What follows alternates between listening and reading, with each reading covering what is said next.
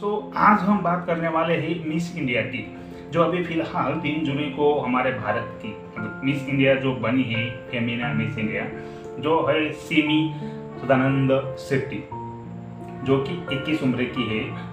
दोस्तों आज हम इसी के बारे में चर्चा करने वाले हैं क्यों कि मिस इंडिया बनने के लिए क्या क्या क्वालिफिकेशन रहती है, हम कहाँ अप्लाई कर सकते हैं और मिस इंडिया बनने के बाद हमें क्या क्या फैसिलिटीज और क्या कितनी अमाउंट हमें मिलती है मिस इंडिया बनने के बाद।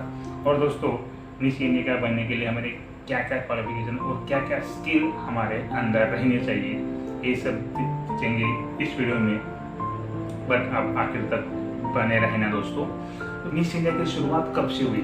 बस दोस्तों मिस इंडिया की शुरुआत दोस्तों बात करें तो 1947 में पहली जो मिस इंडिया थी, जो कि प्रमिला जी, जो कि कोलकाता की थी, इन्होंने पहला खिताब हासिल किया था। खिताब माने कि एक मिस इंडिया बनी थी। बट उस वक्त दोस्तों जो स्पॉन्सर थे, उस वक्त जो कुछ लोग थे पत्रकारिता के, उन्होंने स्पॉन्सर किया था, तो वो पहले बने थी। बट 1964 आते आते जो मिस इंडिया जो स्पॉन्सर करते थे, उसके बाद में फेमिना मिस इंडिया ये बन गया। पहले खाली मिस इंडिया था, पर 1964 में फेमिना, जो कि फेमिना ग्रुप्स की उन्होंने स्पॉन्सर करना शुरू किया और तब से आज तक यही स्पॉन्सर करते हैं फेमिना ग्रुप। और देखा था कि फेमिना ग्रुप एक टाइम्स के मैगजीन के अंडर में था और अंडर में है और उनकी तरफ से काम करते हैं। बस दोस्तों आप देखते हैं कि उनको पहली जो 1964 में जो पहली फेमिना मिस इंडिया जो बनी थी, वो थी दोस्तों मेहर कैस्टोलिनो। तो दोस्तों मेहर कैस्टोलिनो, जो कि महाराष्ट्र की थी, उन्होंने पहले फेमिना मिस इंडिया खिताब जीता था और बाद में यही लड़की आगे जाके मिस यूनिवर्स का रिप्रेजेंटेटिव किया था दोस्तों। एक थी उसकी हिस्ट्री दोस्तों। ज़्यादा आपको मोटा माटी में बताऊंगा दोस्तों, ज़्यादा डीपली नहीं जाऊंगा कि क्या कैसे क्या क्या हुआ था, बस आपको ये समझना है कि कौन थी पहली और फेमिना मिस इंडिया कब से स्टार्ट हुआ। और अब बात करते दोस्तों उसकी क्वालिफिकेशन की। वेल दोस्तों अगर इसका देखा जाए क्वालिफिकेशन दोस्तों, ये तो एक्चुअली हमारे इंडियन सिटीजन होनी चाहिए पहली बात तो, मतलब उनके पास हमारे पासपोर्ट हमारे इंडिया का होना चाहिए। उनको उसकी एज है 18 to 25 तक, मतलब 18 से 25 से लेकर उसकी उम्र होनी चाहिए। उसके बाद दोस्तों उनकी हाइट दोस्तों 5 फीट 3 इंच इसकी आगे उसकी हाइट होनी चाहिए, उसके नीचे हाइट नहीं होनी चाहिए। अब दोस्तों वो अनमैरिड होनी चाहिए, ठीक है। उसके बाद दोस्तों अगर एक्स्ट्रा जो क्वालिफिकेशन होनी चाहिए, क्वालिफिकेशन माने जो एक्स्ट्रा स्किल अपने अंदर होने चाहिए, जो कि जब भी आप पार्टिसिपेट करते हो, पार्टिसिपेट आप कर सकते हो, बट जब मिस इंडिया बनना हो तब आपको करंट अफेयर्स की पूरी नॉलेज होनी चाहिए, ड्रेसिंग सेंस की नॉलेज होनी चाहिए, अच्छा कम्युनिकेशन स्किल होना चाहिए।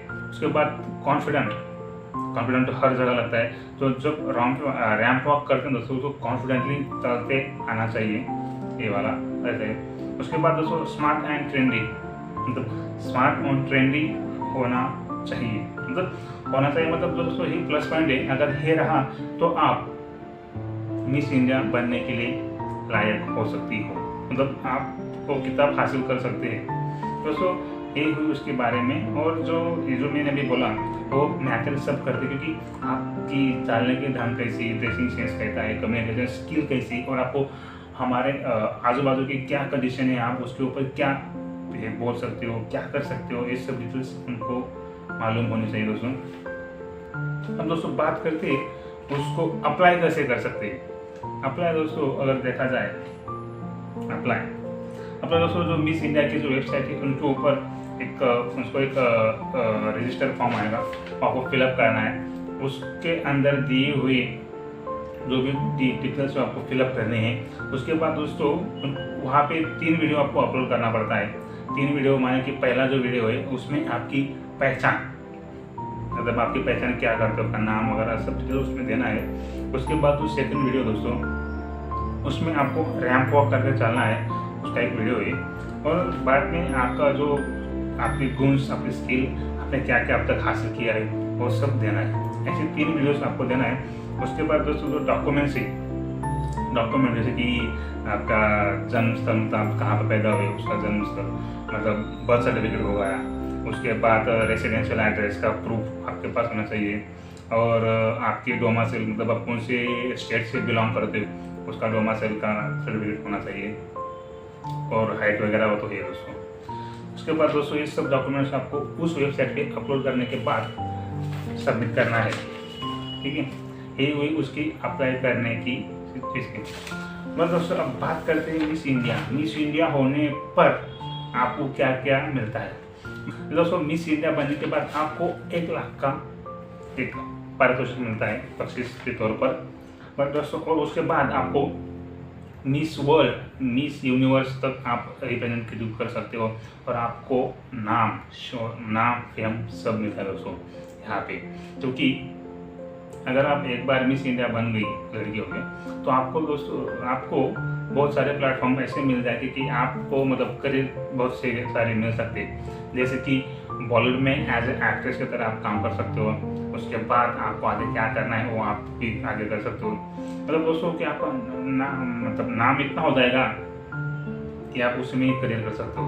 जैसे कि अगर आपको मैं वैसे बताऊँ एग्जाम्पल के तौर पे, तो मिस इंडिया मतलब अपनी प्रियंका चोपड़ा भी थी, मतलब बहुत प्रियंका चोपड़ा हो गई, अपनी ऐश्वर्या राय, नेहा धूपिया 2002 में थी, तो उनको भी एक्ट्रेस के तौर पे वो काम कर रही है बॉलीवुड में। तो ऐसा भी आपको करियर में, और आपको नाम पे हम सब मिल जाएगा। ये दोस्तों उसका प्रॉफिट।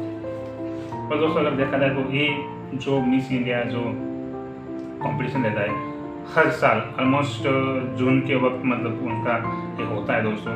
उसके बाद जून के लास्ट में उनका जो फाइनल वो रद्द होता है।